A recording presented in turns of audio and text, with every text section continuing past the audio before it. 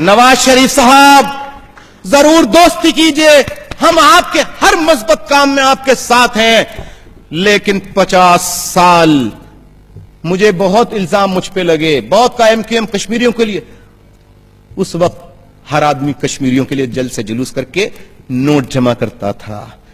آج یہ وقت ہے، یہ وقت آؤ الطاف حسین کی طرح کون چگھاڑ کر بولتا ہے۔ سب سے پہلا آدمی ہوں جس نے پہلا بیان دیا ہے اس فرینڈشپ کے اوپر، ابھی تک کسی کا نہیں آیا ہے اور نہ کوئی بولے گا۔ نہ یہ وقت ہے پروف کرنے کا کہ کشمیری سے کون لائل ہے، کشمیریوں سے کون سچی محبت کرنے والا ہے، کشمیریوں کے دکھ۔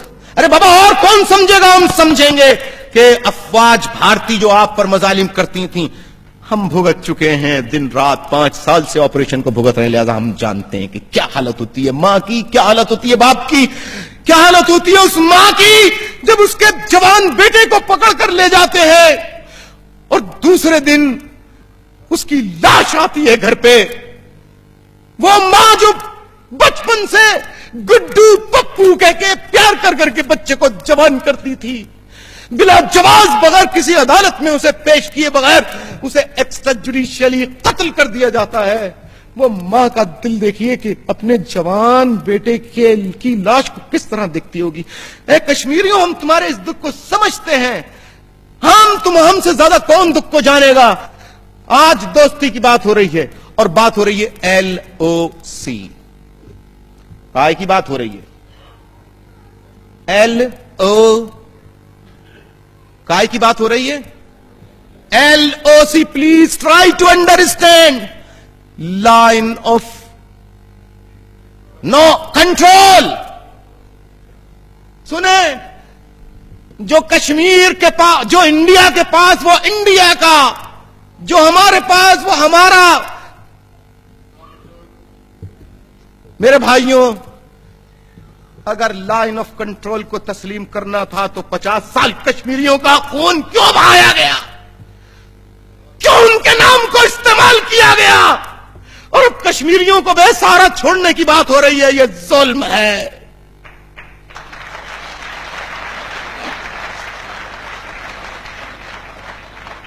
یہ ظلم ہے۔ اگر کشمیریوں اس لائن آف کنٹرول کو تسلیم کرنا تھا تو پھر اتنے کشمیری نہیں مروانے تھے۔ کیا خیال ہے؟ اتنے کشمیری، پھر کشمیر کے نام پہ جو آپ نے جنگیں لڑی سب ڈرامہ کیا، سب دھوکہ کیا۔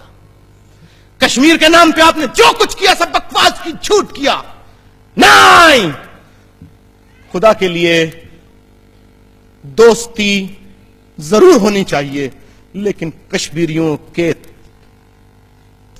کے ایسے مستقبل جس کا کچھ پتا نہ ہو، at the cost of the future of Kashmiris. خدا کے لیے اس کاسٹ پہ دوستی۔ Am I right? میرے ساتھ ہیں آپ؟ ایمانداری سے بتائیے، کشمیریوں کو نہیں، LOC لائن جو ہے، لائن آف کنٹرول، یہ نہ آپ کریں نہ میں کروں۔ میں سمجھتا ہوں، نعرے کیا لگاتے تھے؟ کشمیر بنے گا پاکستان، ڈرامہ کرتے تھے، جھوٹ بولتے تھے، کشمیر بنے گا پاکستان، الطاف حسین غدار، الطاف حسین فلاں، الطاف حسین۔ آؤ جرت لے کے الطاف حسین کی طرح بولو تو۔ اگر یہ چیز ہوئی تو میں سمجھتا ہوں کہ پھر ہم کشمیریوں کے فیوچر اور مقدر کو ہمیشہ ہمیشہ تاریک ان اینڈنگ ڈارک ٹنل میں چھوڑ دیں گے۔ کیا خیال ہے؟ M I right? میں جھوٹ بول رہا ہوں؟ میں غلط کہہ رہا ہوں؟ ایک پیٹریوٹک پاکستانی کا فرض ہے کہ وہ اس وقت کشمیریوں کو اکیلا چھوڑنے کی بات نہ کرے، بلکہ میں کشمیریوں سے کہتا ہوں، یہاں کچھ کشمیری بھائی بیٹھے ہیں یا نہیں؟ میرے بھائیوں، اب میں آج آپ سے بھی لڑوں گا، ہاتھوں سے نہیں، اپنے بھائی سمجھ کے۔ کشمیری بھائیوں، دیکھ رہے ہو تم، جب دل چاہا کشمیر ایشو اٹھا دیا، جب دل چاہا کشمیر ایشو واپس کر دیا، جب چاہا کشمیر ریزولوشن یونائٹڈ نیشنز میں پیش کی، اور جب کسی ایک ملک نے ہماری فورن پالیسی اور انٹرنیشنل ریلیشنز جو ہمارے ملک کے، ذرا اس کا حال دیکھیے، ہم نے ریزولوشن پیش کی کشمیر کے لیے یونائٹڈ نیشنز میں 5 نہیں 50 مرتبہ. ریزولوشن کو پاس کرانے کے لیے ایک مخصوص تعداد چاہیے ہوتی ہے ممبران کی یونائٹڈ نیشنز کے. جو ممالک کنٹریز ہیں ان کے سگنیچر چاہیے ہوتے ہیں. مسلمان ممالک انڈیا کا ساتھ دیتے ہیں, پاکستان کا ساتھ دینے کے لیے تیار نہیں ہوتے. کیوں؟ اس لیے کہ الطاف حسین وہاں بیٹھا ہے, اس لیے کہ الطاف حسین حکومت کرتا رہا ہے, الطاف حسین منع کرتا ہے. جی نہیں, آپ ہمارے نمائندے بھی تو کشمیر کا مقدمہ جاتے ہیں یونائٹڈ نیشنز میں. انڈیا کے جو وہ ہوتے ہیں ڈپلومیٹک کور کے ان کے جو لوگ ہوتے ہیں, ڈپلومیٹک اسٹاف ہوتا ہے, فائلیں لے کے ادھر بھاگ رہا ہوتا ہے, ادھر بھاگ رہا ہوتا ہے, ادھر محنت کر رہا ہوتا ہے, اس سے لابنگ اس سے لابنگ. اور ہمارے آتے ہی ایئرپورٹ سے اتر کے, اکثریت میں ایئرپورٹ سے اترے, بولا کدھر ہے اچھی والی کدھر ہے, کون کیا بولا یہاں اچھی بار کون سی ہے. سنے سیدھا چلا گیا پورا عملہ, 1 پیا 2 پیا ٹن, ٹھیک, رات کو سوئے ٹن, 9 بجے اٹھے 10 بجے اٹھے, آدھے ڈرنک آدھا ہینگ اوور, اور چلے آ رہے ہیں 12 بجے سے. کشمیر شو, بولا کیا ہو رہا ہے؟ کیریکٹر نہیں ہے, خدا کی قسم شرم آتی ہے, شرم. اس کا اندازہ ہمیں کیسے ہوا؟ پوچھئے نا ہمیں کیسے ہوا؟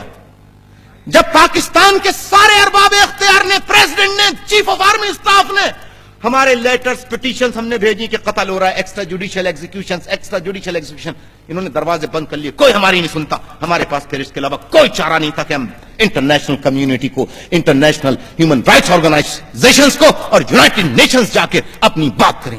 جب ہم وہاں گئے تو ہم نے حال دیکھا تو ایمان سے بڑا رونا آیا. ہمارے ڈپلومیٹک کور کے لوگ کیا کرتے ہیں وہاں؟ کوئی کام نہیں کرتے. اور اگر تھوڑا سا حالت نشہ میں نہ ہو تو شاپنگ سینٹر میں گھومتے رہتے.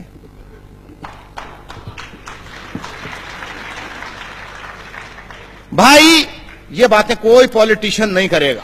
الطاف حسین ملک دشمن کیوں کہا جاتا ہے؟ الطاف حسین گندا برا خراب آدمی کیوں کہا جاتا ہے ضرورت کسی میں جو یہ باتیں کرے جو الطاف حسین کرتا ہے؟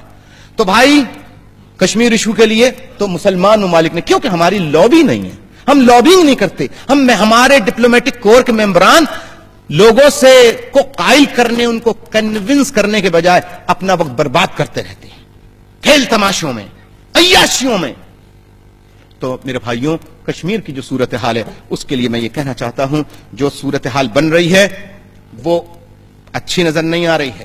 لہذا میں اب آپ کو بتاؤں کشمیری بھائیوں, ذرا سوچا ہے کہ کشمیریوں کو گیند کی فٹ بال کی طرح سے سب نے استعمال کیا یا نہیں کیا؟ جسے دیکھو کشمیریوں کا ہمدرد بن کے آ گیا سامنے. یہ وقت ہے صحیح بات کرنے کا. آج قدرت نے, میں نے نہیں کیا, یہ قدرت وقت لے کر آئی ہے. کشمیریوں, آپ کو فٹ بال کی طرح سے استعمال کیوں کیا جاتا رہا؟ اس میں قصور کشمیریوں آپ کا بھی ہے, آپ کا بھی قصور ہے.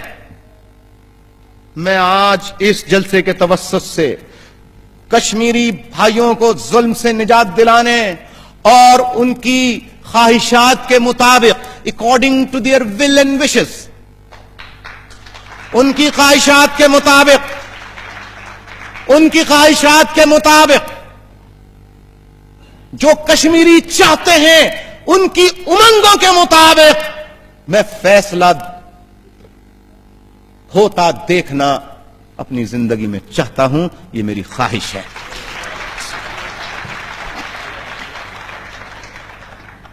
لہذا کوئی فیصلہ نہ بھارت کر سکتا ہے, کوئی فیصلہ نہ پاکستان کر سکتا ہے بغیر کشمیریوں کی منظوری کے. کیا خیال ہے؟ تو میرے بھائیوں کشمیریوں کو فٹ بال کی طرح سے, یہ بڑے ہمدرد ہیں کشمیریوں کے, وہ بڑے ہمدرد, کوئی نہیں ہے ہمدرد. اس لیے اے کشمیری بھائیوں, سنو, اس لیے کشمیری بھائیوں, آپ کو فٹ بال کی طرح استعمال کیا جاتا رہا.